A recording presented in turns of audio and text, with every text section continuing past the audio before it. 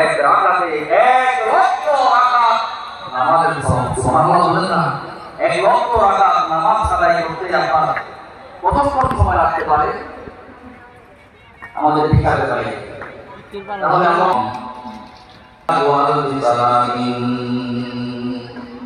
আল্লাহ রাসূল বলেন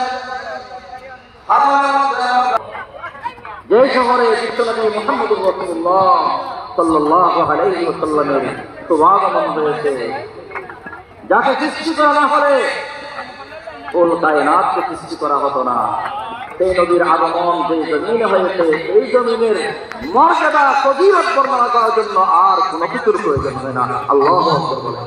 আল্লাহ তাআলা এই শহরের সাথে, আল্লাহর ঘরের সাথে, এই হারামের সাথে আমাদের দিলের তাআল্লুক যেন কিয়ামত পর্যন্ত আল্লাহ তাআলা বজায় রাখেন। সকলে বলেন আমিন।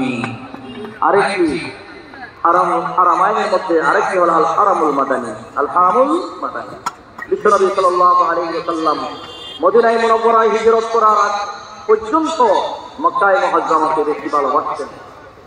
মদিনায় মুনাওয়ারায় হিজরত করার পরে এই মদিনায় মুনাওয়ারা আল্লাহর রাসূল সাল্লাল্লাহু আলাইহি ওয়াসাল্লামের কাছে আরো বেশি প্রিয় হয়ে ওঠে। সুবহানাল্লাহ। আল্লাহ রাসূল সাল্লাল্লাহু আলাইহি ওয়াসাল্লাম বিশ্বনবী সাল্লাল্লাহু আলাইহি ওয়াসাল্লাম আল্লাহ পাকের দরবারে দোয়া করেছেন, আল্লাহ তুমি আমাদের দিলের মধ্যে মদিনার মহব্বত ঢেলে দাও। যেমন মক্কার মহব্বত ঢেলে দিয়েছো, সেভাবে মদিনার মহব্বত ঢেলে দাও। এমনকি তারা সেইটি দেখি মহব্বত আমাদের দিলের মধ্যে ঢেলে দাও।